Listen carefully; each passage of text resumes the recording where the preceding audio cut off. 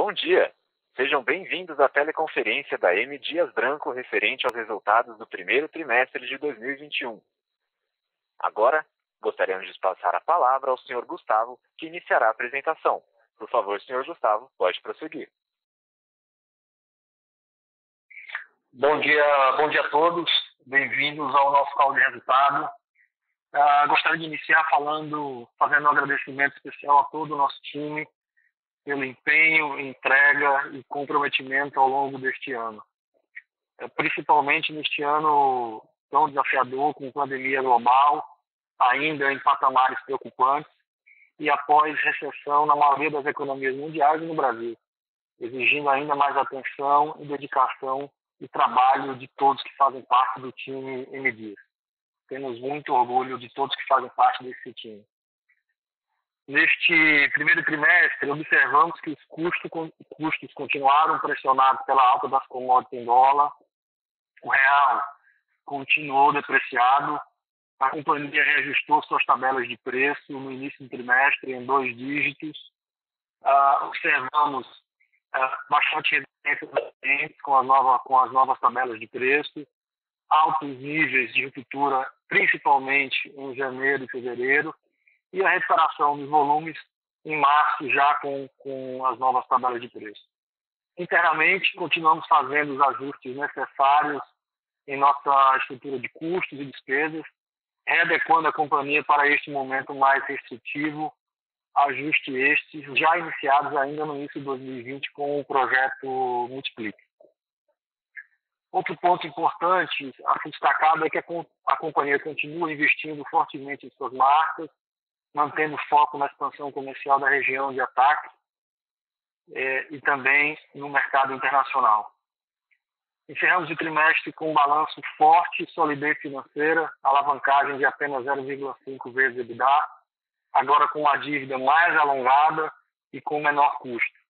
Isso graças à primeira emissão pública do CRA, com um prazo de 7 e 10 anos, uma oferta de 811 milhões de reais, com uma demanda 2 vezes maior do que a nossa oferta divulgada. Lembrando ainda que a primeira emissão da companhia já foi realizada com selo verde, evidenciando que a companhia continua pautada na direção da sustentabilidade, seguindo os principais pilares de ESG.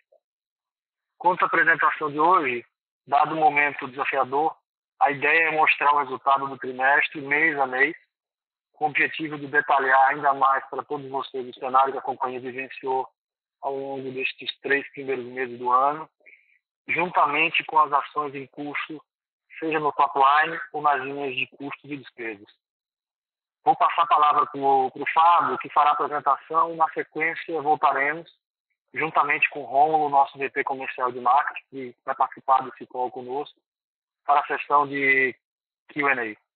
Bom dia, Fábio. Por favor, se puder partir para a apresentação. Gustavo, bom dia, Rômulo, bom dia a todos. Novamente um prazer compartilhar os resultados da M. Dias com todos. Eu peço que, por favor, acessem a apresentação que já foi disponibilizada e vamos começar pelo slide 3. É sempre importante a gente resgatar a nossa estratégia. É uma estratégia de crescimento com lucratividade e o crescimento ancorado em 3 grandes avenidas. A primeira, que é o negócio atual, dividimos o Brasil em 2 grandes áreas comerciais, a área de defesa, onde temos 60% de market share, a área de ataque, que engloba as regiões sul, sudeste e centro-oeste, onde temos apenas 20% de market share, e estamos investindo muito em marketing, né? A segunda avenida de crescimento é o mercado externo. As exportações, como nós mostramos ao longo dos últimos trimestres, têm apresentado um crescimento de 3 dígitos na comparação ano contra ano, e é um canal de crescimento muito promissor, e a gente tem perspectivas muito positivas para o mercado externo. E a terceira avenida de crescimento é a entrada da M. Dias em outras categorias, como fizemos no passado recente, em torradas, em snacks. Fizemos lançamentos importantes na categoria de snacks, que vamos mostrar agora com um pouco mais de detalhe, inclusive preço médio, são margens muito boas. Então, basicamente, a nossa estratégia de crescimento está ancorada nessas 3 grandes avenidas. Isso, e apoiada por um programa de eficiência e produtividade que no ano passado, mesmo num contexto muito difícil, já entregou 180 milhões de reais de ganhos de produtividade em 2020. Podemos passar para o slide número 4.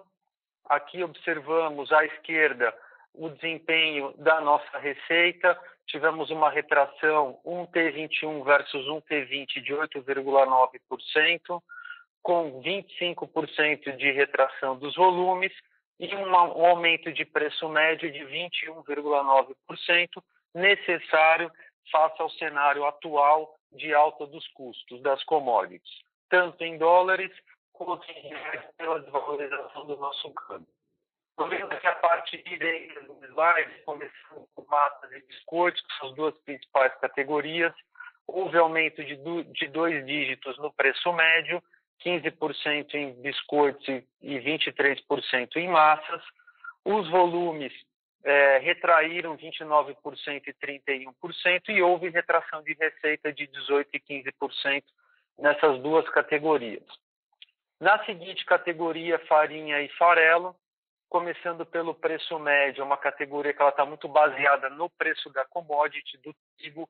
Aumentamos os preços em 51,9% entre 1T20 e 1T21. Houve queda de volume, mas o aumento de preço foi suficiente para compensar a queda dos volumes e a receita subiu 18%. A categoria seguinte, margarinas e gorduras. Essa foi a categoria que teve um desempenho muito bom. Aumentamos os preços em 20% para mitigar o impacto do aumento do óleo de palma. Os volumes cresceram 4% e a categoria teve um crescimento de receita de 30% entre 1T20 e 1T21. Os outros produtos, que representam cerca de 4% das nossas vendas, tiveram uma estabilidade nos volumes, uma leve retração no preço médio, e a receita líquida retraiu 5,7%. Passando para o slide seguinte, o número 5, começando ali pela parte direita do slide, o mercado externo teve um crescimento de 112%, de 3 dígitos, como nós observamos ao longo dos últimos trimestres. E no Brasil, na área de ataque, a nossa receita retraiu 16,8% e a área de defesa retraiu 6,7%. Agora, mais para frente, a gente vai detalhar isso por mês, como o Gustavo colocou na introdução. Vamos passar agora para o slide de número 6. Aqui a gente começa a mostrar o desempenho da receita mês a mês. Esses primeiros números são números consolidados com todas as categorias de massas, biscoitos, farinha, farelo, margarinas e os outros produtos. Então, o que nós observamos aqui no primeiro gráfico à esquerda dos volumes: 113 mil toneladas vendidas em janeiro, 101 mil toneladas vendidas em fevereiro, e em março houve uma recuperação substancial dos volumes, né? Foi essa queda, esse desempenho mais baixo dos volumes em janeiro e fevereiro foi resultado de uma mudança na tabela de preços que nós fizemos no mês de janeiro, uma mudança de 10%. Houve muita resistência dos clientes, principalmente nesses 2 meses, e no mês de março nós observamos que os clientes já iniciaram o processo de recomposição dos estoques com as tabelas novas, né?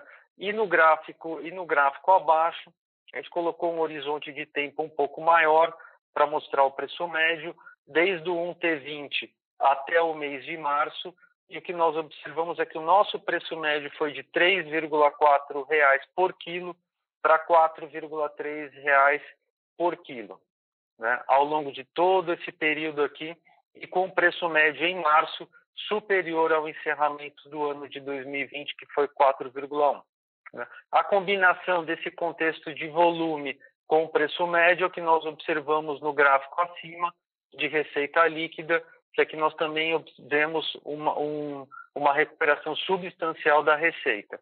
Foi de R$ 442 milhões em janeiro para 612 milhões de reais em janeiro, que já contribui também para uma melhor diluição dos nossos custos fixos. Passando para o slide número 7, o racional aqui é exatamente o mesmo, mas olhando exclusivamente a categoria de biscoitos, né? Vemos que em janeiro foram volumes mais fracos, fevereiro também, foi um momento de aumento de preço, resistência dos clientes, e no mês de março já uma recuperação importante dos volumes. Olhando na parte inferior do slide, o mesmo racional do consolidado.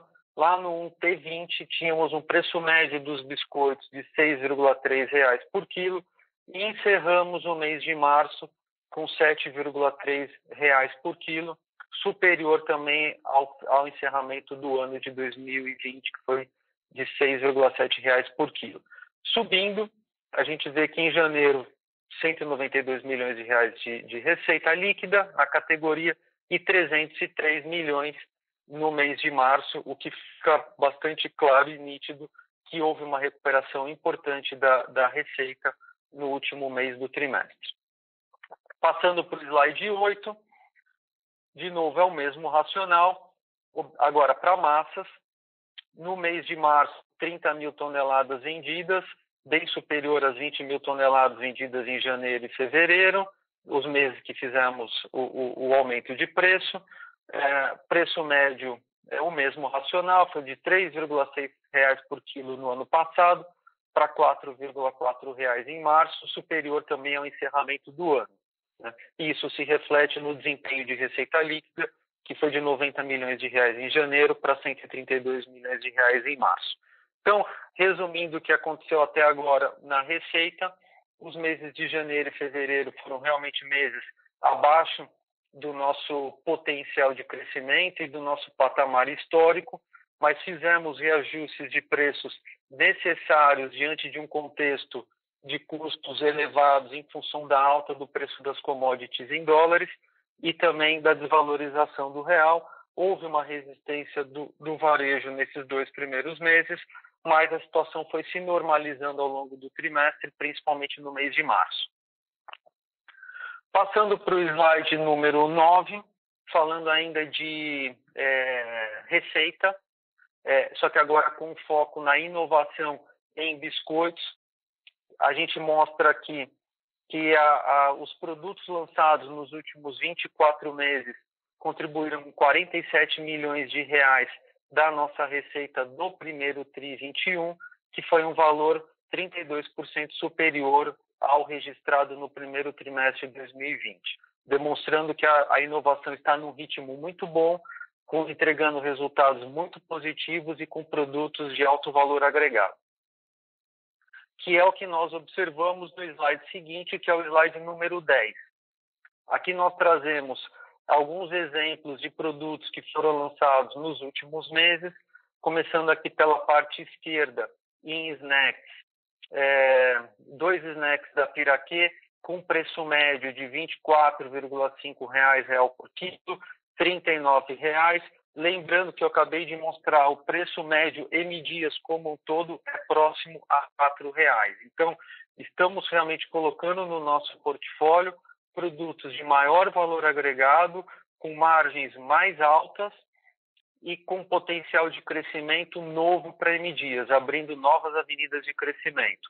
E em wafers tivemos lançamentos importantes também, de R$ 10,7 por quilo, R$ 13,8 por quilo, cookies a mesma coisa, escureto R$ 21,3 por quilo, e o último produto aqui do slide, que é um biscoito coberto da Piraquê, leite maltado, com cobertura de chocolate. Já falamos desse produto no call anterior, mas é um produto que tem apresentado um desempenho de receita muito bom, bem acima da nossa expectativa e que tem um preço médio superior à nossa categoria de biscoitos, que é um preço médio, biscoitos como um todo nós temos R$ 7 por quilo e esse produto tem R$ 10,7 por quilo com uma margem bruta muito boa.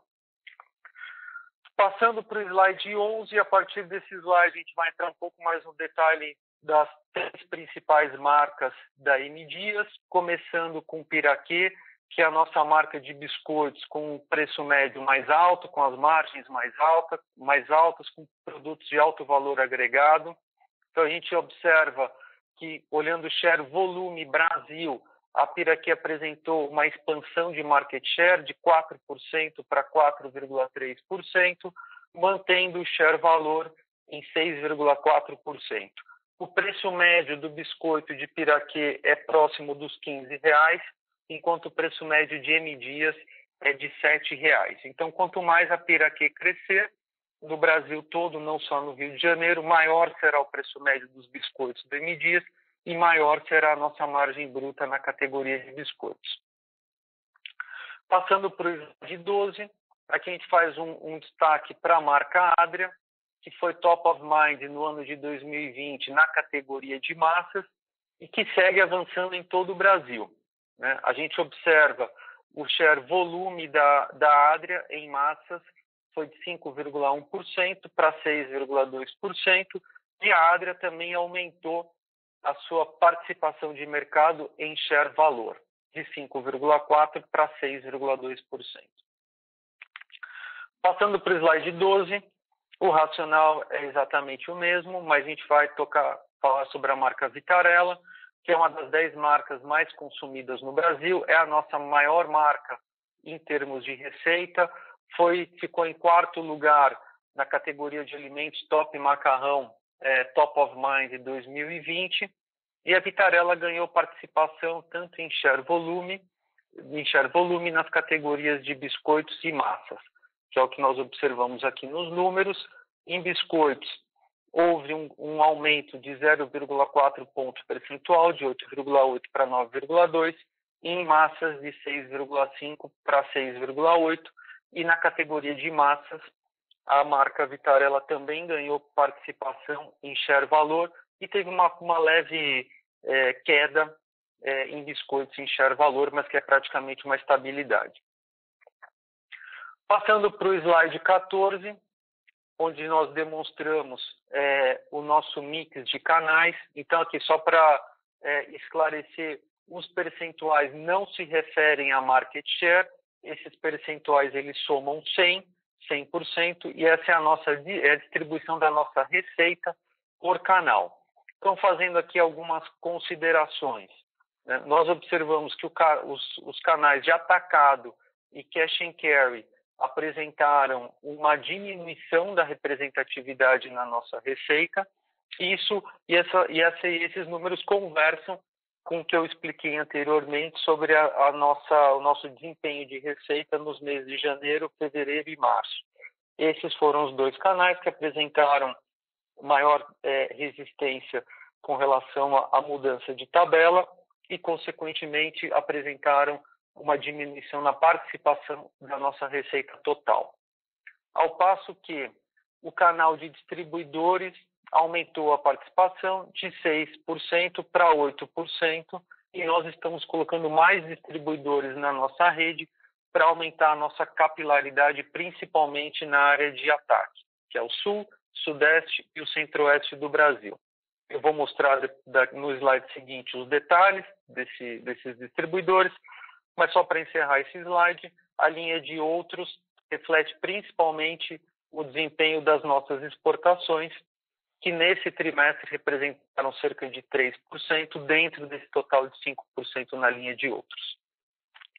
Indo para o slide 15, aqui só voltando na questão dos distribuidores, hoje temos 70 distribuidores, com um acréscimo de 24 novos parceiros entre o primeiro TRI 2020 e o primeiro trimestre de 2021, aumentando muito a capilaridade da nossa distribuição, chegando no pequeno varejo, em cidades e sub-regiões no Sul, no Sudeste e no Centro-Oeste do Brasil. Indo agora para o slide número 16, sobre a nossa participação de mercado. À esquerda, nós demonstramos a participação Brasil volume na categoria de biscoitos e à direita em massas. Em biscoitos, ano contra ano, um T20 versus um T21, tivemos uma leve retração de market share, de 0,7 ponto percentual, e uma retração também entre o quarto T20 e o quarto T21.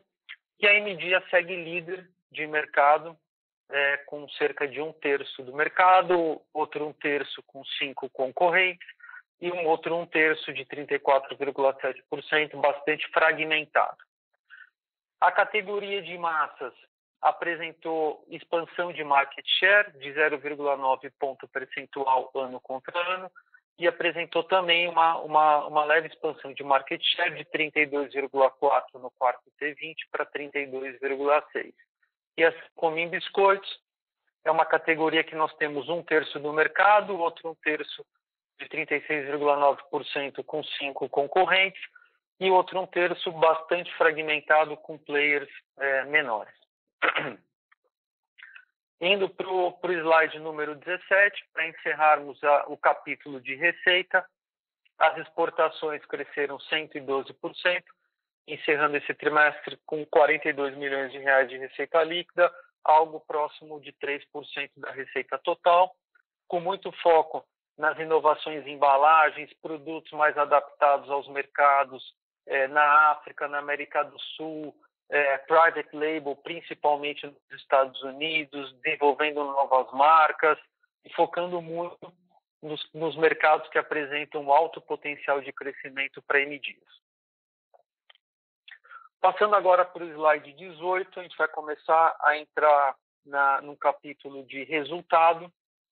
Esses dois gráficos, eles mostram o percentual primeiro à esquerda, do óleo de palma na nossa receita líquida e à direita do trigo e da farinha de trigo na nossa receita líquida. Então, óleo de palma nós vemos que passou de um percentual de 6,7% para 10,7%, ou seja, este insumo pesou muito mais no nosso resultado em função da desvalorização do real e do aumento do preço dessa commodity em dólar.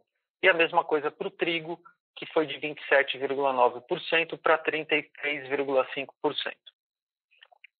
Passando para o slide 19, a gente detalha um pouco mais agora a questão do trigo, separando o que é impacto da desvalorização do real e o impacto do aumento da commodity em dólar. Primeiro gráfico, na parte superior, é a desvalorização do real no período que estava abaixo de R$5 no primeiro TRI do ano passado e acima de R$5 no primeiro TRI de 2021. Isso dá uma alta de 22,8% no câmbio. Na parte inferior é o aumento da commodity em dólar, o que nós observamos no gráfico. A linha em azul é a M Dias, é o preço dessa commodity em dólar no estoque da M Dias, e a linha em verde é o preço spot no mercado. Desde janeiro de 2020 até março de 2021, a M Dias ela conseguiu ser mais competitiva com o mercado, mas a commodity subiu em dólar e isso apresentou um impacto negativo nos nossos resultados, fazendo necessária as alterações nas tabelas de preço, como eu coloquei no início aqui da apresentação. Indo para o slide 20, é exatamente o mesmo racional do trigo, só que agora para o óleo de palma, o câmbio é exatamente o mesmo, e o óleo de palma apresentou uma alta de 31,4% entre o primeiro TRI 21 e o primeiro TRI 20. Né? Aqui, olhando de novo o gráfico, entre agosto de 2020 e março de 2021, a M Dias, através do seu time de compras, fazendo boas negociações, fazendo boas compras, conseguiu ser mais competitiva que o mercado, mas ainda assim o preço da commodity subiu e isso também impactou os nossos resultados. Passando para o slide 21, aqui a gente mostra a evolução do EBITDA nominal, sem qualquer tipo de ajuste, entre o primeiro TRI 20, que foi de 229 milhões de reais, e o primeiro TRI de 2021, que foi de 47 milhões de reais.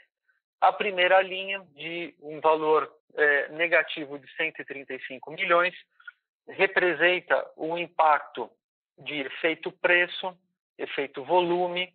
Os volumes caíram 25,2%, efeito de menor diluição de custo fixo pela queda dos volumes, a produção acompanhou a queda dos volumes e caiu 26,5%, e as duas commodities que apresentaram aumento dos preços em dólares, 21,4% e 31,4%. Então, esse 135 não tem impacto de câmbio, né? É commodity em dólar e preço e volume das nossas vendas. A segunda linha é o programa Multiplique. Lembrando que a gente apresentou os resultados do Multiplique no último call, que foi do quarto trimestre de 2020. Foram 188 iniciativas, que elas começaram a ser capturadas entre junho e julho do ano passado. Elas são ganhos, são iniciativas que apresentaram resultados recorrentes e que nesse trimestre iniciativas se repetiram e entregaram aqui um ganho de 85 milhões de reais, que nós vamos detalhar um pouco mais para frente. O câmbio impactou os nossos resultados em 136 milhões, em função da desvalorização do real de 22,8%.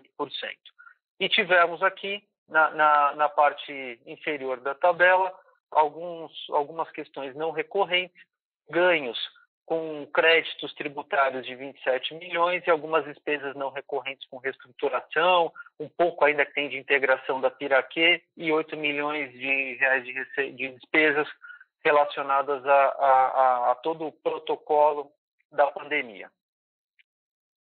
Indo para o slide 22, aqui a gente vai voltar um pouco no que nós comunicamos no quarto trimestre. Houve uma demanda do mercado para que nós abríssemos um pouco mais o resultado do programa Multiplique, né?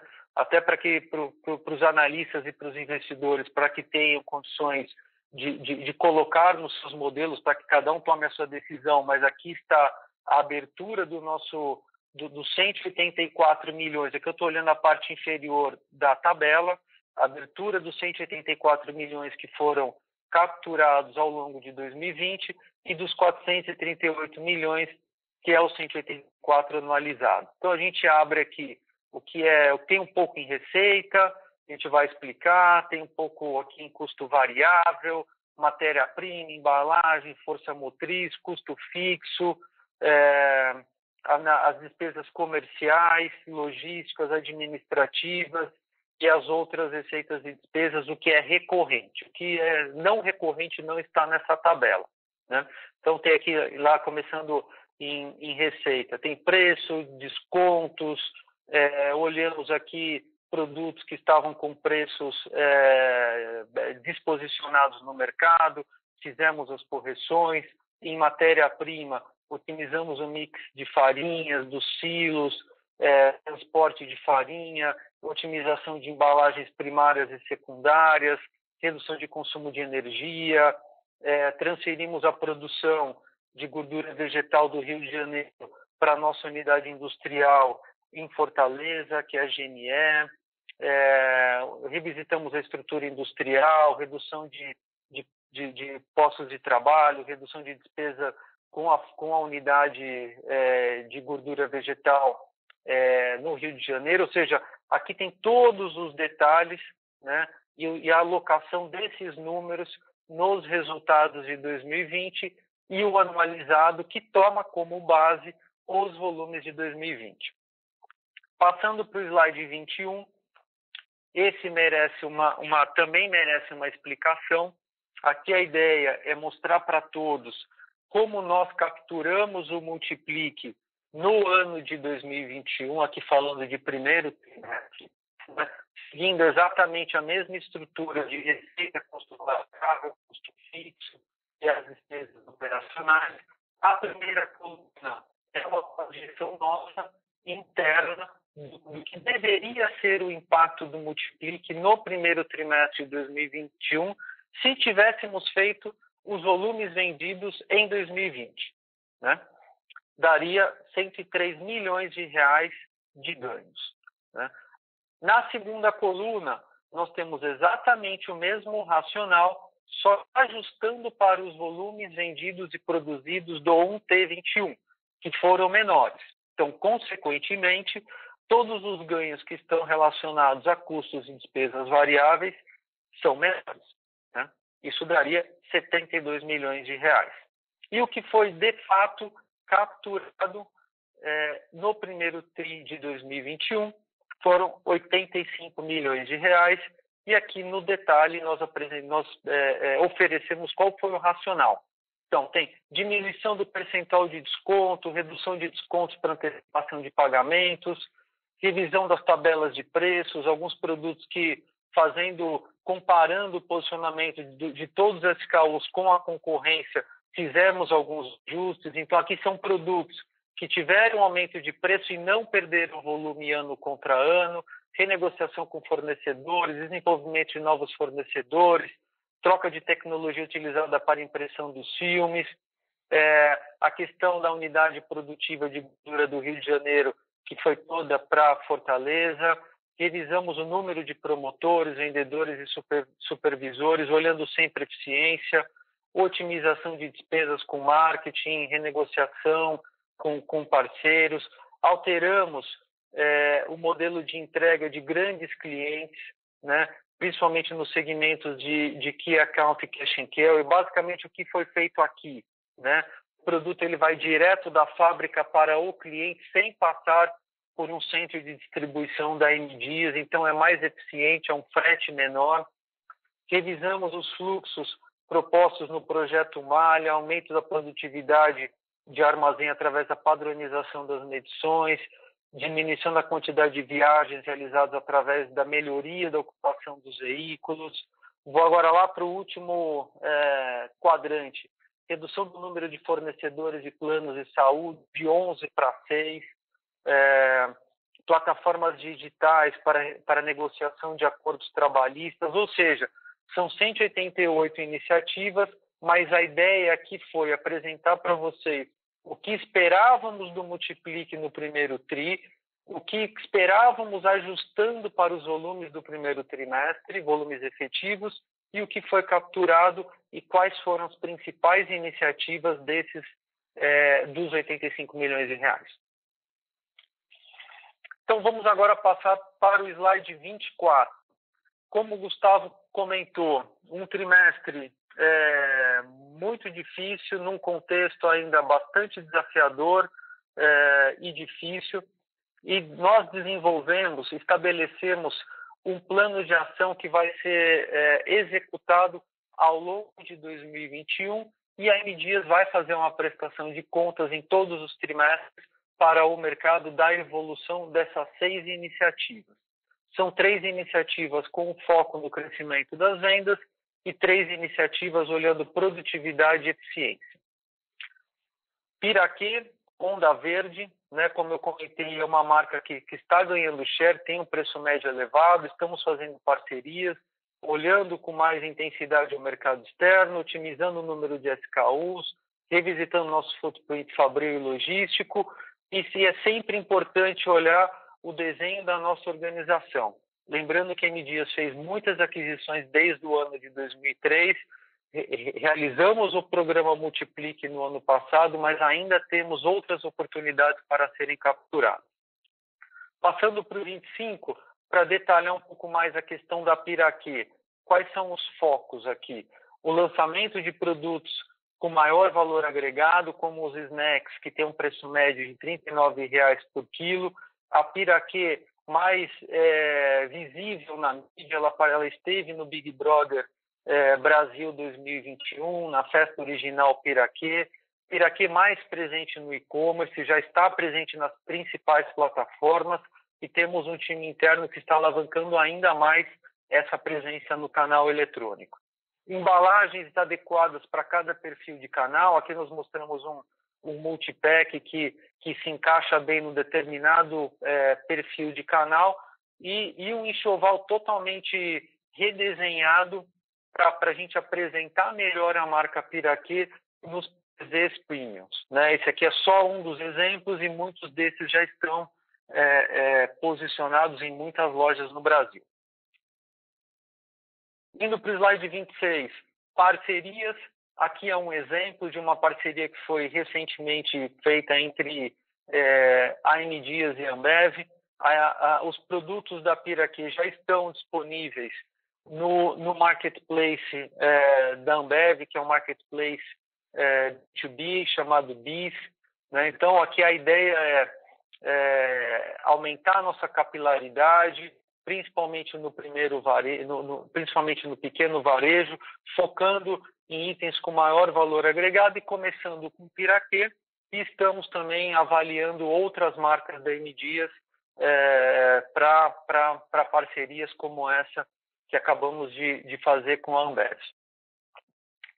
Indo para o slide 27, sobre as exportações, é uma avenida de crescimento que tem apresentado resultados muito bons, mas esse cenário de câmbio e de frete internacional mais caro deixa os nossos produtos ainda mais competitivos. Então, a ideia aqui é acelerarmos algo que já está rápido, focando em massas e farinha de trigo também na América Latina, acelerando private label nos Estados Unidos, retomamos um patamar mais adequado das vendas de torradas também para os Estados Unidos, e o que nós observamos aqui no slide é um aumento do número de clientes. Em 2020 tínhamos 56 clientes, encerramos o primeiro TRI 21 com 65 clientes, aumentamos também o número de países, e como vocês conseguem ver aqui nas fotos, os produtos estão bem posicionados. Aqui são algumas fotos no Panamá, no Uruguai, um caminhão no Uruguai com a marca Isabela. Então, assim, realmente é um negócio que tem se mostrado muito promissor e com margens muito boas. Passando para o slide 28, aqui nós vamos falar sobre as 3 iniciativas de produtividade. A primeira é com relação à redução dos SKUs. Nos próximos 2 trimestres, vamos reduzir 137 SKUs de massas e biscoitos, representam 17% do total de SKUs. Então, essa redução vai diminuir a complexidade da nossa operação e vai oferecer uma melhor execução em toda a cadeia, né? Com um impacto reduzido de receita, porque esses 137 SKUs representam apenas 3% da receita dessas 2 categorias, e esse gap ele vai ser fechado com produtos similares que já estão no mercado, que apresentam desempenho de volume e de margem melhor do que os produtos que serão retirados do portfólio ao longo dos próximos 2 trimestres. Então, não esperamos nenhum impacto negativo desse movimento na nossa receita. Pelo contrário, com uma operação mais enxuta, mais simples e com menor complexidade, podemos esperar até um resultado melhor em função desse movimento. Passando para o slide 29, sobre a adequação do nosso footprint fabril e logístico, aqui 3 iniciativas que já estão em curso, né? Concentrar a nossa produção de massas e biscoitos em menos linhas. Então, ao longo dos próximos meses, nós passaremos a produção desses itens de 113 linhas para 106 linhas de produção. Se a demanda voltar mais forte, essas linhas ainda estão disponíveis na M. Dias e elas podem ser reativadas facilmente. Então, as linhas estarão disponíveis, mas a produção ela vai estar concentrada em menos linhas para melhorarmos a diluição dos nossos custos fixos. Estamos renegociando também condições comerciais com os operadores logísticos e vamos fechar 2 dos 32 CDs sem qualquer tipo de comprometimento ao nosso nível de serviço, relembrando um ponto que eu comentei anteriormente, que é que parte da nossa distribuição já está sendo feita da fábrica diretamente para os clientes, sem passar por alguns dos nossos centros de distribuição. A última iniciativa, que é o redesenho organizacional, nós contratamos a Grados, que vai nos apoiar na transformação da organização, colocando M. Dias no mesmo patamar de empresas referência no mercado, no Brasil e fora do Brasil. E é sempre importante relembrar, várias aquisições foram feitas desde 2003, então é sempre importante revisitar a nossa estrutura, olhar no detalhe, para deixar a M. Dias sempre muito próximo, superior aos melhores benchmarks que nós temos no mercado. Passando agora para o slide 31, nós observamos aqui a evolução do nosso lucro líquido, de 137 milhões no primeiro TRI de 2020 para 15 milhões. Basicamente, aqui a mesma explicação do EBITDA, efeito câmbio e efeito menor diluição dos custos fixos. Esses foram os dois principais fatores que levaram à queda do nosso lucro entre esses 2 trimestres. Indo para o slide número 32, na parte direita do slide, nós mostramos os principais fatores as principais variáveis do nosso capital de giro, prazo médio de pagamento, prazo médio de recebimento e prazo médio dos estoques. O que está mais no nosso controle, que é o prazo médio de pagamento, melhorou substancialmente desde o 1T20, aumentamos em 15 dias do 1T20 para o 4T20 e em mais 10 dias do 4T20 para o 1T21, encerrando esse trimestre com 35 dias de prazo médio de pagamento. Prazo médio de recebimento se manteve estável em 51 dias e o prazo médio dos estoques exigiu um investimento, passou de 82 dias para 111 dias, o que é explicado por 2 fatores. O primeiro, um desempenho dos volumes abaixo do ano passado e abaixo também do que nós esperávamos, principalmente nos meses de janeiro e fevereiro, e a alta do preço das commodities, tanto em dólares quanto pela desvalorização do câmbio. Isso fez com que o custo médio dos estoques aumentasse entre 1T20 e 1T21. Indo para o slide 33, o nosso investimento no período foi de 40 milhões de reais, 27,7% abaixo do ano passado. Agora, isso não compromete em nada o nosso plano de crescimento, dado que a M. Dias tem uma reserva adequada de capacidade para o crescimento ao longo dos próximos períodos. Indo para o slide agora 34, sobre a nossa alavancagem, nitidamente foi um trimestre difícil, principalmente em função da queda dos volumes em janeiro e fevereiro, do impacto do câmbio nos nossos resultados e da desalavancagem operacional em função dos volumes, né, com uma queda forte do EBITDA. Mas, mesmo assim, a empresa, como é reconhecida pela sua solidez financeira, encerrou o período do 1T21 com um balanço muito forte, uma alavancagem medida pela dívida líquida pelo EBITDA de 0,5, abaixo do 0,7 do ano passado e praticamente em linha com o encerramento do 4T20 e pelo terceiro ano consecutivo, a M. Dias é AAA, perspectiva estável pela Fitch Ratings. Passando agora pelo último slide, que é o slide de sustentabilidade, tivemos alguns indicadores que tiveram um desempenho inferior ao primeiro TRI do ano passado, mas também que é algo que é explicado pela desalavancagem operacional, como, por exemplo, o consumo de água, dado que tivemos um nível de produção inferior ao do ano passado.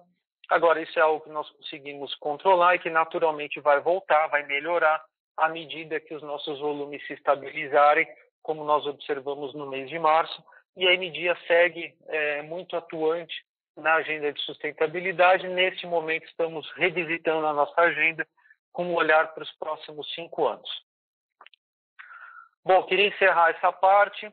Agora a gente pode passar para a sessão de perguntas e respostas. Eu agradeço aqui o tempo de todos. Iniciaremos agora a sessão de perguntas e respostas apenas para investidores e analistas. Caso haja alguma pergunta, por favor, digitem *1. Se a sua pergunta for respondida, você pode sair da fila digitando a tecla *2.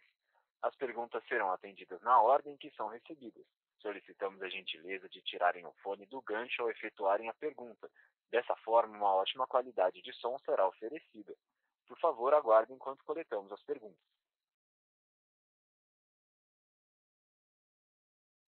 Nossa primeira pergunta vem de Marcel Moraes, do Santander. Marcel, sua linha está aberta, pode prosseguir. Bom dia, obrigado. Antes de mais nada, eu gostaria de parabenizar a empresa pela transparência e pela qualidade das informações, que sempre são um benchmark dentro da indústria. A minha primeira pergunta diz respeito a hábitos de consumo. A gente, claro, está vendo um aumento uma pressão inflacionária muito grande na economia. E se vocês pudessem discutir um pouco como que vem ocorrendo, quer dizer, vocês vêm fazendo aumentos muito substanciais de preço, né, com toda a disciplina financeira, e a concorrência provavelmente também vem seguindo, né? Se vocês pudessem discutir como que isso vem acontecendo, qual é o ritmo desses aumentos no mercado e que tipo de reação que isso traz no consumidor, se vocês acham que que o consumidor pode caminhar em direção a algum outro tipo de produto ou vice-versa, né? Se ele pode passar a consumir mais massa, eventualmente, enfim, um pouco como que vocês estão enxergando as mudanças de hábito em função dessa pressão inflacionária que a gente está assistindo. Obrigado.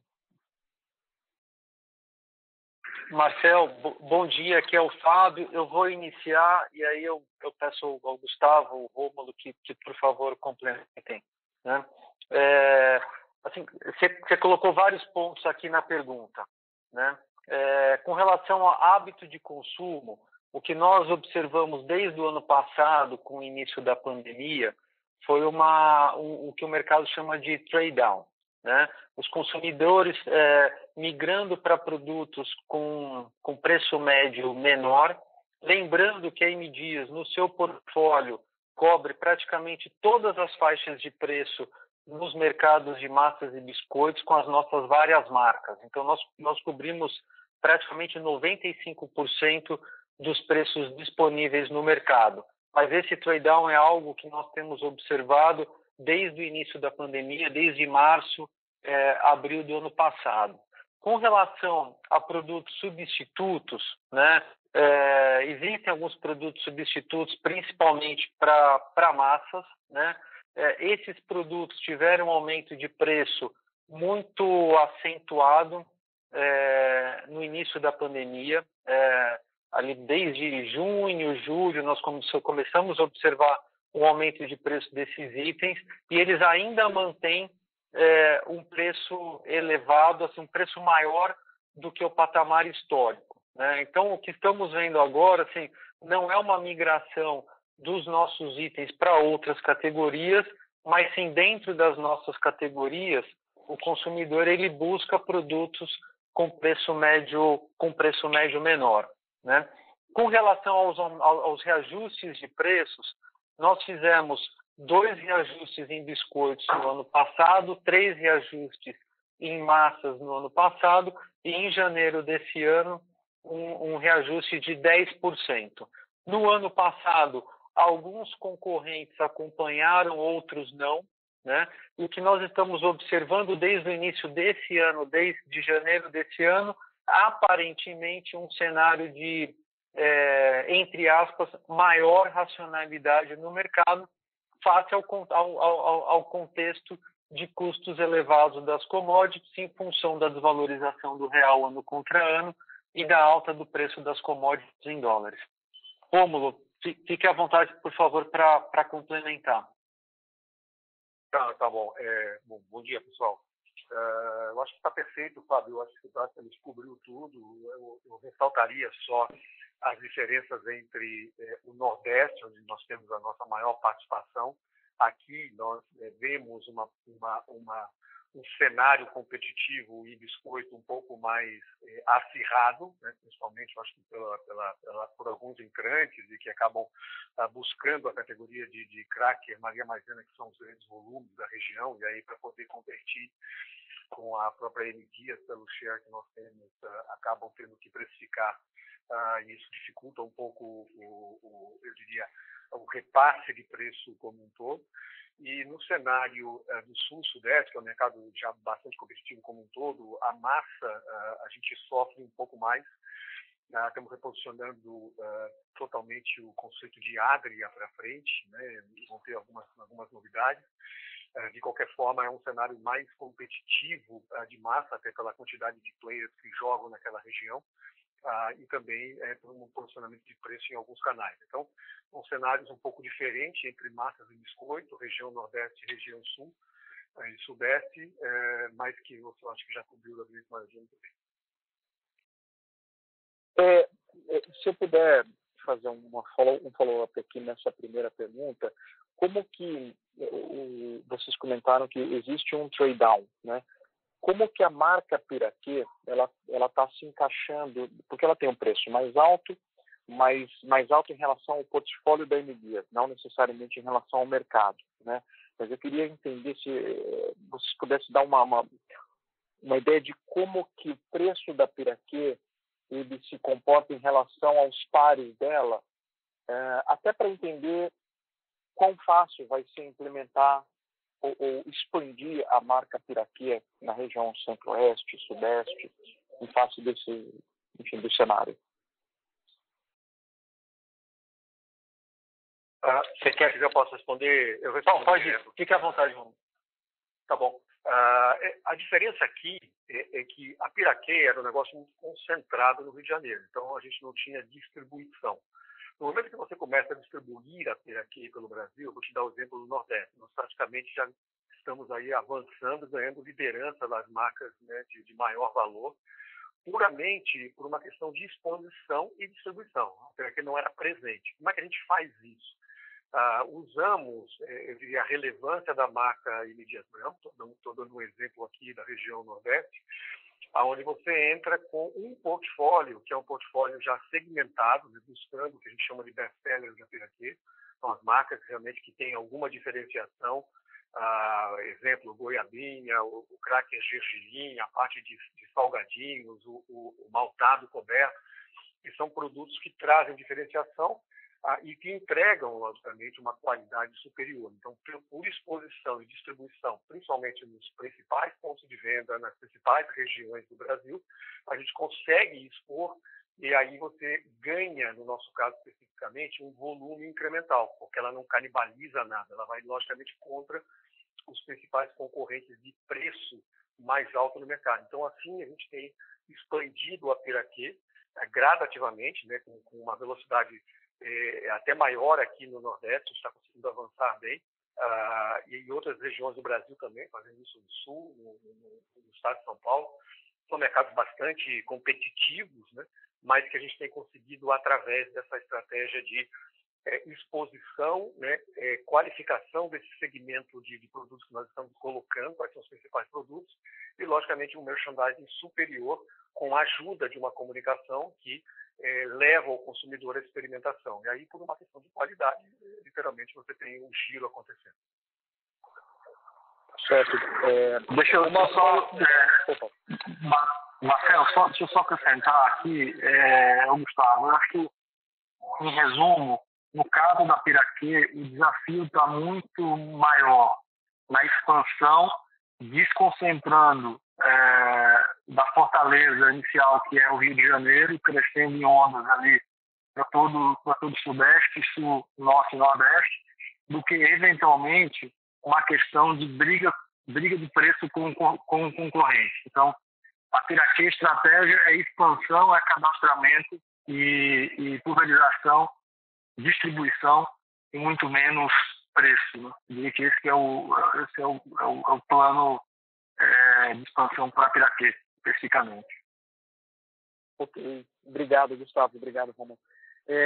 A minha última pergunta, ela diz respeito a um tema que a gente abordou há pouco tempo, ou vem discutindo, que é a questão de retorno, né, da companhia, retorno sobre capital investido.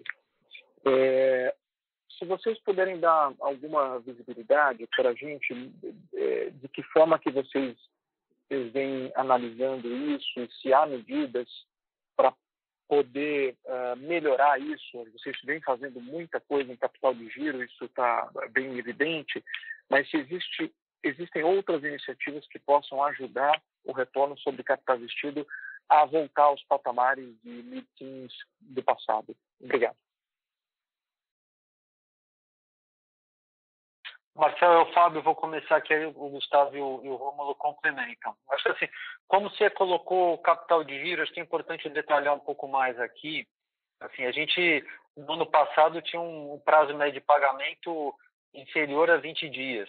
Né? A gente sabe que empresas similares têm um prazo médio de pagamento superior a 44. Né? Então, gradualmente, nós estamos aumentando o prazo médio de pagamento, oferecendo também ferramentas para os nossos parceiros.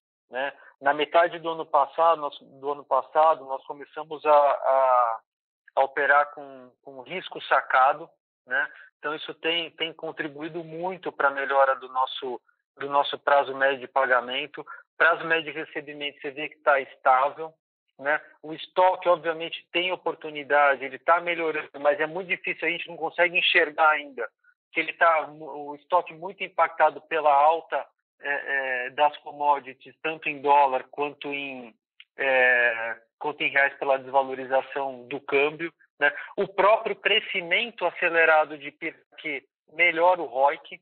Lembrando que a Piraquê foi uma transação de 1,5 bi. Né? Então, assim, quanto mais a Piraquê crescer, ela tem uma margem estrutural, tanto bruta quanto EBITDA, superior à margem da M Dias sem Piraquê. Então, assim, o que faz o ROIC, vai fazer o ROIC da M Dias crescer, além de todo esse trabalho que está sendo feito no capital de giro, é a gente crescer com esses produtos de maior valor agregado, né? E todas essas iniciativas de redução de custos e despesas. Gustavo, você quer fazer algum complemento? Eu acho, Marcelo, nós temos ali, eu diria que alavancas de crescimento, de melhoria em praticamente todas as linhas. Você vai para o top line, tem todo esse plano de expansão, inovação, trazendo produtos com preços por quilo mais altos, mais valor agregado. O Fábio apresentou lá na frente. Agora com os snacks sendo lançados esse mês, o maltado coberto, o escureto. Lá no slide 10, tem um plano de expansão da própria marca Piraquê, a Onda Verde. Quando você vai para as despesas, nós começamos com o projeto Multiplique ainda no início de 2020. Este ano ainda tem captura do Multiplique. Existem novas alavancas que o Fábio mencionou ainda para atacar despesa, olhando para distribuição, CDs, rentabilidade por CD, reestruturação organizacional através da grade. Tem muita coisa sendo endereçada também. Começamos ano passado e já temos várias alavancas para esse ano. Capital de giro também foi um item que vem sendo atacado. Quando você olha para pagamento, temos uma evolução importante. Estoque, esse aumento, ele é bom e é ruim, né? É ruim porque realmente ele demanda mais capital de giro. Por outro lado, ele também não deixa de ser, a MD não deixa de usar o estoque como um hedge natural para se proteger dos aumentos constantes que nós temos visto aí, principalmente do trigo. Né? Nós temos a política de hedge para câmbio, também para as commodities, mas nós temos uma capacidade de armazenagem de aproximadamente 4 meses de estocagem. A gente usa muito esse instrumento como proteção também desses aumentos que nós temos visto ao longo do tempo. Então, eu acho que as alavancas estão aí, estão demonstradas. Agora, o fato é que esse retorno ele está muito ligado a esses impactos aí dos commodities e real, câmbio, depreciação, no momento que a gente não tem conseguido repassar integralmente para o consumidor, dada a situação econômica do mundo e do Brasil. Então, acho que o desafio está aí, a gente conseguir cada vez mais neutralizar esses efeitos absurdos aí dos custos em função da alta em dólar dos commodities e do câmbio. Acho que essa é o nosso principal desafio dentro da companhia. Tá ótimo, pessoal. Obrigado pelas respostas.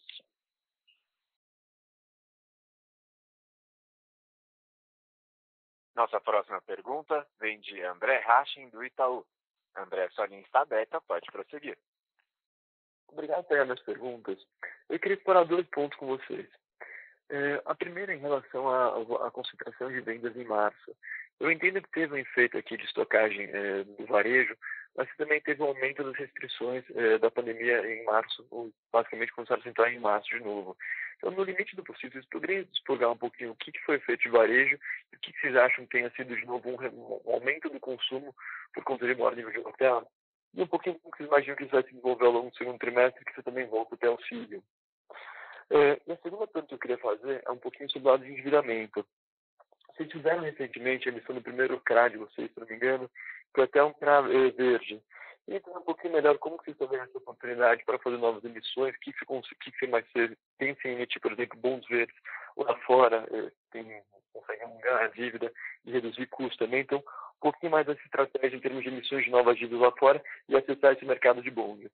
Obrigado. Fábio, posso... Sim, claro. Então. Tá bom, André, obrigado pela tua pergunta. Olhando para o primeiro item lá na questão do março, a gente mede sempre o sell-in e o sell-out. Nitidamente, o que aconteceu no janeiro e fevereiro foi uma redução dos pedidos que vem do trade. A gente não viu, essa queda não está relacionada com a queda de volume na gôndola, no ponto de venda. Quer dizer, foi muito mais, acho que o Fábio mencionou isso lá no início do call, aquela queda de braço ali com o trade na implementação das novas tabelas de preço. Então, não tem nada que nos mostrou que o janeiro e o fevereiro estava relacionado com uma restrição de consumo por parte dos consumidores, muito mais uma questão de colocação ou não de pedido do trade. O Rômulo pode nos ajudar com isso. Só complementando, eu acho que, claro, que quando você tinha uma instabilidade de políticas governamentais em relação à liberação ou não de um novo valor emergencial e qual valor, o trade, logicamente, ficou um pouco apreensivo para entender qual seria o comportamento de consumo a partir dali, então. O que aconteceu especificamente conosco foi em função desses aumentos de preço, né? A indústria como um todo fazendo aumento de preço, por razões óbvias. O trade se colocou mais resistente e usou muito mais os inventários que eles tinham na cadeia. Por isso que, quando a gente olha o sell-out, né, o sell-out ele se manteve muito em linha com o que já vinha acontecendo. Lembrando que já no último trimestre do ano já teve uma queda desse sell-out médio, então ele acompanha o primeiro trimestre de 21, então se consome inventário da cadeia. Então o nosso sell-in para o mercado foi menor, porque eles utilizaram esses inventários que estavam até então dentro de casa.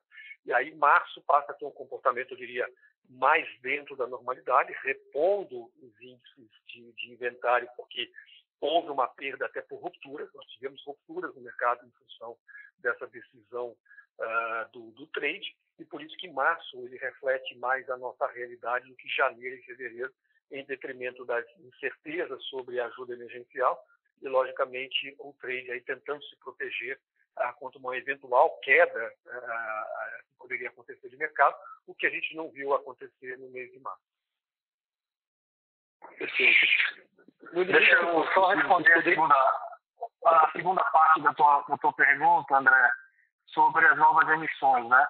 É importante destacar que essa emissão ela teve um caráter muito mais no sentido de pavimentar o acesso da companhia a esse mercado de DET brasileiro, um mercado super importante. A M Dias estava ali dependendo dos bancos e estava no mercado de equity, mas também não tinha feito nenhuma operação relevante pós-IPO. Então, uma companhia desse porte ela tinha que ter acesso a esse mercado de DET também. É um mercado que abriu algumas janelas importantes em termos de prazo e custo. Então, a ideia foi essa, assim, pavimentar o acesso a medidas para as futuras necessidades.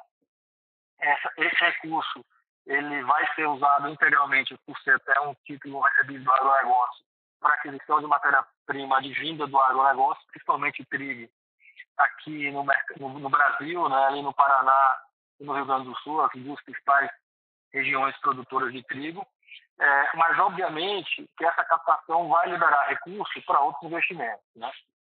E isso é o que está no nosso radar. Ou seja, a companhia precisa estar pronta para aproveitar oportunidades de mercado. Um dos pilares que o Fábio mostrou de crescimento tem a ver com eventualmente entrada em novas categorias e regiões. Então, o caixa é um caixa robusto que está adequado para as pretensões da M Dias, eu diria. Em relação a bonds, você falou até de bonds verdes, os green bonds, é um desejo da companhia. A gente não vê no curto prazo nenhuma nova emissão, até porque não existe nenhuma necessidade de caixa no curto prazo. As novas emissões, diria que vão depender diretamente de oportunidades de M&A. Olhando para os bonds, eu acho que eles também vão estar muito conectados, eles vão estar muito conectados com as oportunidades de M&A fora do Brasil. Tá? É um canal, é uma alavanca que está no nosso plano estratégico. A ideia é começar expandindo as nossas exportações, conhecendo os mercados, para depois partir para um greenfield ou, eventualmente, uma aquisição fora do Brasil. Está no nosso radar. Esses projetos de aquisição fora do Brasil estão, de certa forma, entre aspas, congelados por um tempo, até pela depreciação do real. Lembrando que 95% da nossa receita é em real e, portanto, isso torna as aquisições fora do Brasil um pouco mais caras do que quando você tem um patamar, um real mais apreciado. Então, não descartamos, mas novas emissões estão conectadas com novas aquisições, seja no mercado brasileiro, e aí sim, novas emissões de CRA, enfim, debêntures ou outros tipos dessa natureza, ou seja, no mercado internacional, através dos bonds ou até mesmo dos green bonds, que é uma fonte de captação que a gente tem discutido bastante internamente. Mas isso depende muito das oportunidades de M&A. Perfeito, obrigado. Nossa próxima pergunta vem de Isabela Simonato, do Bank of America. Isabela, sua linha está aberta, pode prosseguir. Bom dia a todos, obrigado pelas perguntas. Minha pergunta ainda é sobre a dinâmica de preços, né, e de aumentos que vocês têm feito. Assim, a gente viu que esses aumentos sequenciais e de grande magnitude, no fim, como vocês mesmos falam, tiveram um impacto importante em volume, né, uma resistência do trading em passar isso, e também uma sensibilidade do lado do consumidor, né? Minha dúvida é qual é a estratégia exatamente, né, de preço, de aumento de preço nesse sentido? Ou seja, daqui para frente vocês acho que esperam fazer aumentos menores e mais frequentes, né, para evitar esse tipo de impacto negativo em volume, essa volatilidade dentro do trimestre, né, mês a mês, aí, como vocês mostram, que foi janeiro, fevereiro e março, porque eu imagino que vocês vão precisar, né, passar mais preço. Ou se reformulando a pergunta, né, por que isso não foi feito ao longo de 2020 de uma maneira mais suave, para evitar esse tipo de volatilidade no volume. E em relação a custo, o que dá para fazer diferente, né, em relação à compra de matéria-prima e hedge de matéria-prima? Alguma coisa que envolva um pouco mais de derivativo ou de alguma outra proteção que não seja simplesmente o estoque físico, é uma coisa que vocês pensam, que faz sentido fazer, uma vez que a gente, né, não está vislumbrando nenhum alívio muito imediato aí do lado das commodities, né? São essas minhas duas dúvidas. Obrigado. Rômulo, você quer começar com a primeira? Claro. Tá fechado aqui, desculpe. Oi, Isabel, tudo bem? O que acontece? Nós fizemos, a gente começou a fazer aumentos de preço, né, já no ano passado, e, logicamente, os custos continuaram pressionando ainda mais forte, né? Então, não só por uma questão até de aumento por custo, mas também existe aí um problema até de matéria-prima hoje no país, né? Então, nós começamos a repassar. Isso tem sido feito de maneira estratégica por canal. Então, a gente tem aumentos que eles estão divididos, olhando toda essa questão aí de price index do concorrente, do que está acontecendo entre as regiões do Brasil, porque nós temos uma liderança bastante fragmentada no país como um todo, né? Então, nós vamos aplicando esses aumentos de preço, olhando essa elasticidade, logicamente é um modelo macroeconômico. Então, nós temos até uma empresa que nos assessora na questão da modelagem macroeconômica e todo esse efeito de elasticidade para a gente poder ir tomando esses preços entre regiões e canais do Brasil. O mercado como um todo, infelizmente, né, por um lado, que é a questão da pressão de custos, ele não tomou preço ao longo do ano passado como um todo, como deveria tomar. Então, isso dificulta, logicamente, essa relação de você implementar preço. Hoje, um preço ele demora de 30 a 60 dias depois que você apresenta para você conseguir implementá-lo full. E com a piora da macroeconomia, isso acabou ficando ainda um pouco mais acentuado. Né? Então, você tem aí uma elasticidade atrelada, muitas vezes, não tão boa, e aí a gente vai ajustando isso em marca, região e canais dentro das regiões do Brasil.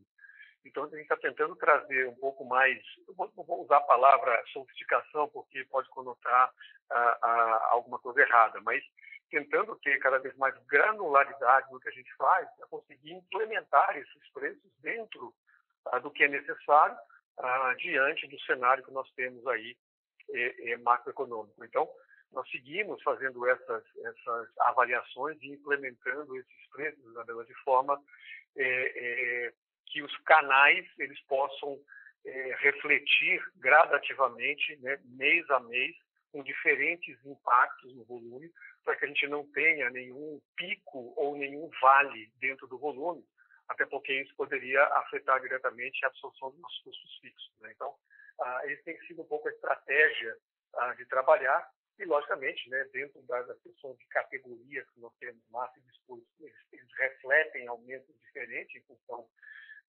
logicamente, da elasticidade e da troca eventual, seja, como o Fábio comentou, por um trade-down de massa e biscoitos, seja, eventualmente, até por uma troca de categoria, no caso de massa, por uma outra categoria que possa ser mais barata, dependendo da região que você esteja. Então, tudo isso é levado em consideração dentro do modelo que a gente aplica esses aumentos. Né?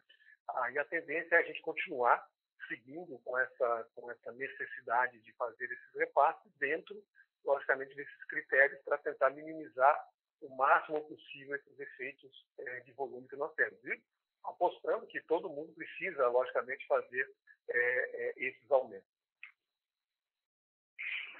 Deixa eu falar sobre o custo, Fábio, pode ser? Sim, claro, Gustavo. Tá bom. Bom, Isabela, obrigado pela tua pergunta. Bom, em relação aos custos, assim, importante lembrar, né, nós lançamos a política de hedge em junho do ano passado. A gente vem aprendendo bastante com ela. Temos aumentado as posições, eu diria, tanto dos derivativos com as commodities, quanto também do câmbio. Operamos muito, por exemplo, nas últimas 2 semanas. Usamos também a nossa capacidade de estocagem. Estava comentando isso com o André aqui recentemente do Itaú. Nossa capacidade de estocagem de trigo de 4 meses, isso ajuda também a jogar um pouco com a questão dos preços das commodities. Se você pegar as nossas demonstrações, você vai ver sempre, nos últimos trimestres, o nosso preço de aquisição de trigo está sempre menor do que o preço de aquisição do mercado. O estoque atual, custo médio, é um custo médio menor do que o custo de mercado. A gente tem conseguido entregar, seja através da política de hedge, seja através da política de hedge, entre aspas, natural, vis-à-vis a capacidade de estocagem que nós temos. Isso permanece e a gente tem ampliado bastante. O que acontece é que numa alta duradoura, que é o que a gente está vendo com as commodities, já estamos há mais de um ano observando esses crescimentos mês após mês das commodities. Né? E é um crescimento generalizado de todas elas, desde o trigo, do óleo de palma, açúcar, cacau. É o que a gente tem visto no mercado internacional como um todo. É difícil você neutralizar.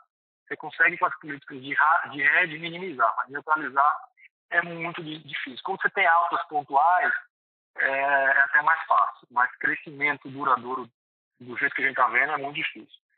Eu diria que, tirando a política de hedge, uma das alavancas que a gente tem atuado agora nesse 2021 para ajudar nessa neutralização das commodities é a revisão do nosso footprint.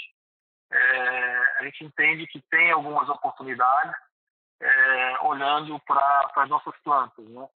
Onde que a gente pode produzir, existe alguma oportunidade de junção de linhas, junção de plantas em algumas regiões, visando uma melhor produtividade, otimizando o processo. Então, esse é um projeto novo, começou esse ano, a gente está no segundo mês ainda com os estudos, mas estamos bem confiantes que deve ter alguma extração de valor advinda desse projeto Footprint, além da manutenção do nosso plano de derivativos. Tá? E só mais um detalhe, Isabela, que logicamente quando a gente fala de preço, né, a gente olhando o preço por quilo do negócio, tem duas estratégias também que estão incorporadas já no negócio. Uma é uma adequação aí, muitas vezes, do tamanho de embalagem, né, para você ter a condição de manter o consumidor com a disponibilidade do dinheiro que ele tem no bolso, de poder fazer a escolha por uma marca nossa. Então, também isso tem um impacto como aumento de preço. E o outro é um portfólio, que a gente chama de portfólio prioritário, né, que são itens que têm R$ por quilo maior. Então, a gente acaba implementando o preço através de tabela, através de redução de peso e através, logicamente, de vender um portfólio de maior valor por quilo. Acho que o Fábio chegou a comentar, porque aqui é uma das marcas que tem isso. Nós temos outros FTUs dentro do nosso portfólio que podem fazer esse movimento. Nós temos uma capacidade de crescimento, né, com distribuição no país, seja numérica ponderada, que podem contribuir para esse aumento de preço que é indireto, eu diria, mas que reflete diretamente no nosso reais por quilo. Tá? E dentro disso, a política de também fazer uma racionalização de SKUs para poder simplificar mais o nosso portfólio e dar mais velocidade, principalmente para a equipe comercial e logística, e conseguir ter um nível de serviço cada vez melhor nos itens mais estratégicos da companhia.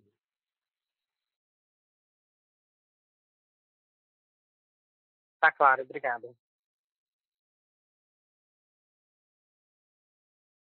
Nossa próxima pergunta vem de Thiago Duarte, do BTG Pactual.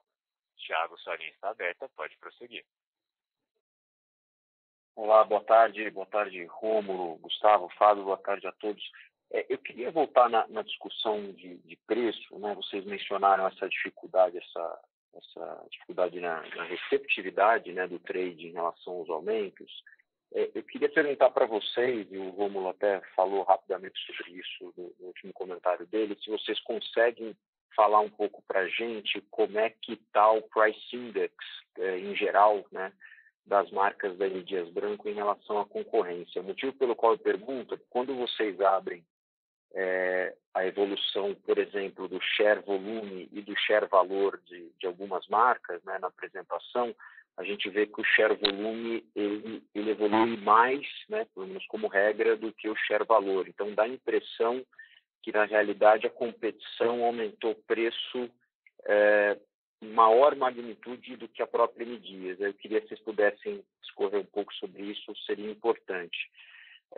A segunda pergunta, com relação também um pouco na discussão da pergunta da Isabela, um pouco na discussão de novos aumentos de preços. Se vocês podem falar ou detalhar se vocês pretendem fazer novos aumentos ou quanto de novos aumentos vocês entendem ser necessário.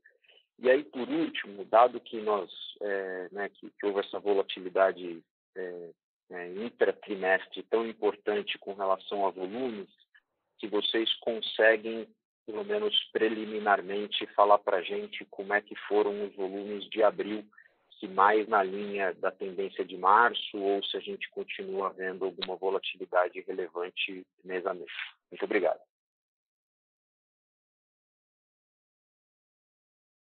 Oi, Thiago, tudo bem, Rômulo?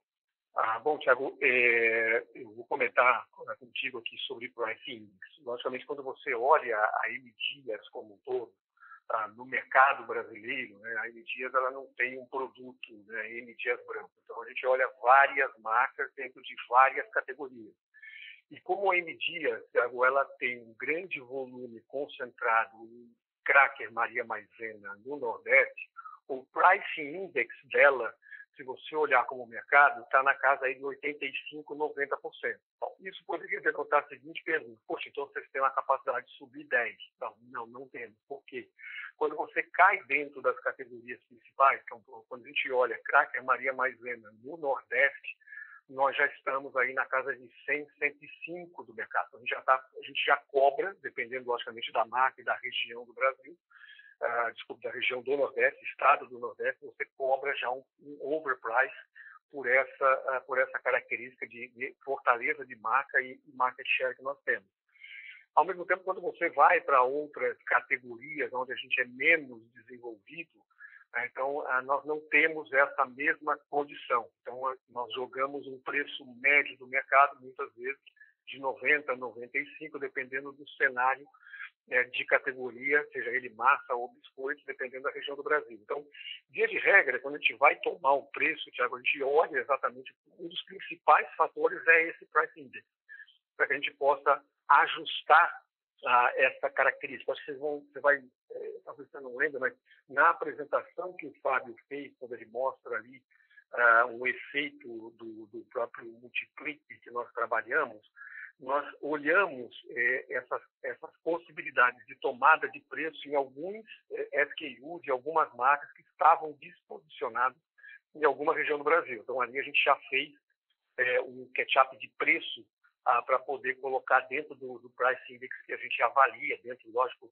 da fortaleza de marca share. A gente acabou de fazer, inclusive, agora uma pesquisa de brand equity, né, até para poder avaliar as nossas fortalezas e essa questão de precificação. Então, quando a gente olha no Brasil, nós somos muito alinhados, logicamente, dentro do que a gente consegue cobrar. Então, toma aí 105, tem situações de estar 110 no mercado, onde tem uma marca como o Richester, que tem um posicionamento de preço superior no Nordeste. Nós temos a Piraquê, no Rio de Janeiro, também, com um price index superior. Então, é difícil falar da M Dias como um todo, porque a M Dias é a soma de 19 marcas dentro de regiões e com categorias de reais por quilo, muitas vezes, na média mais baixa.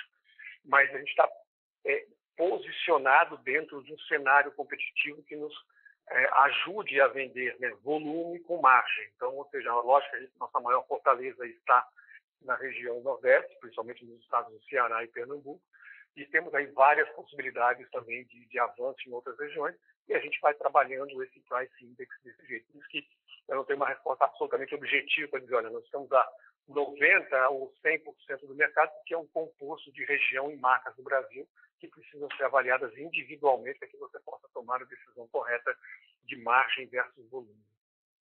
A minha pergunta, na verdade, Romulo, é como é que Deixa eu evoluir. Obrigado pela sua pergunta, eu estava falando.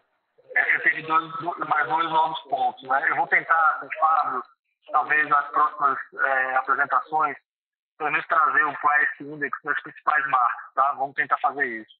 Acho que vai ajudar a sua análise. Em relação aos outros dois pontos, você perguntou de novos aumentos.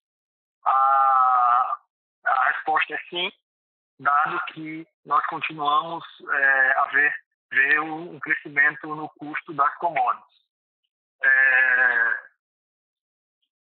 Inclusive, nós já apresentamos tabela agora, com novas tabelas que vão passar a vigorar daqui a 45 dias em média. Então, a resposta é sim.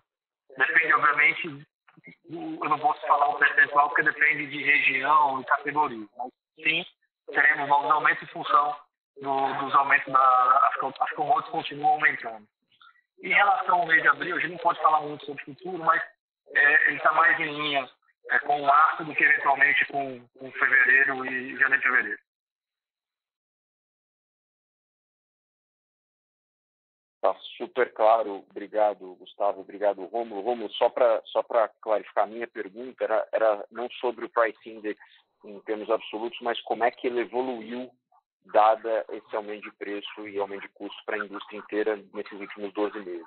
Era mais sobre isso. Mas está super, acho que foi super válida a tua explicação. Obrigado. Não, beleza, mas, Thiago, assim, só para depois, eu acho que o Gustavo já colocou que ele vai trazer na próxima, mas a gente tem avançado, tá, em relação ao preço, index price contra os concorrentes, tá? Então, mas está entendido. Eu tive uma resposta absolutamente mais ampla, mas avançamos. Tiago, só aqui que eu falo, a gente tem que ver como é que se mostra isso, porque vou dar um exemplo clássico, tá? Olhando para Biscoito Nordeste. O nosso segundo concorrente, que tem 9% do market share, quando a gente olha o nosso price index, ele cresceu muito e nós perdemos share. Por quê? Porque nitidamente esse segundo concorrente, por ele estar entrando no Nordeste, ele tem praticado preços bastante agressivos frente ao que vinha acontecendo. Então, ele cai em price index e a M Dias sobe price index. Mas eu estou falando especificamente do Nordeste Biscoito. E claro, para uma marca para algumas marcas que atuam no Nordeste, exemplo, Vitarella, Fortaleza e Richesse. Mas para te responder, obviamente, de forma mais pragmática, é importante você ver cada uma das marcas por negócio, por região. Por isso que acho que a gente tem um trabalho importante a fazer ali junto com o Fábio, o nosso time de RI, para que você tenha essas respostas mais pragmáticas, tá? Mas é por conta esse universo de marcas que a M Dias tem e de atuar em várias regiões que é difícil falar de um price index dado várias categorias que nós temos. Então, a resposta seria muito evasiva, tá? Mas a gente vai trabalhar talvez demonstrar mais por marca, por categoria, por região. Acho que te ajuda. Tá ótimo. Não, vamos sim, tenho muito interesse. Muito obrigado. De nada, Thiago. Obrigado. Não havendo mais perguntas, gostaria de passar a palavra para o senhor Gustavo para as últimas considerações. Senhor Gustavo, prossiga com suas últimas considerações. Obrigado. Gostaríamos de concluir afirmando que a companhia segue o compromisso com nossos acionistas na execução do plano estratégico, suportado por crescimento orgânico e inorgânico em novas categorias, sempre buscando um valor agregado, passando pelo mercado internacional e mantendo a disciplina no controle dos nossos custos e despesas. Agradecemos a participação de todos e ratificamos nossa disponibilidade para sanar as dúvidas que eventualmente ficaram pendentes, ou até complementar essas informações que nós conversamos aqui nesse call através do nosso time de RI. Tá bom? Bom dia a todos, obrigado pela participação. Obrigado. A teleconferência de resultados da M Dias Branco está encerrada. Por favor, desconectem suas linhas agora.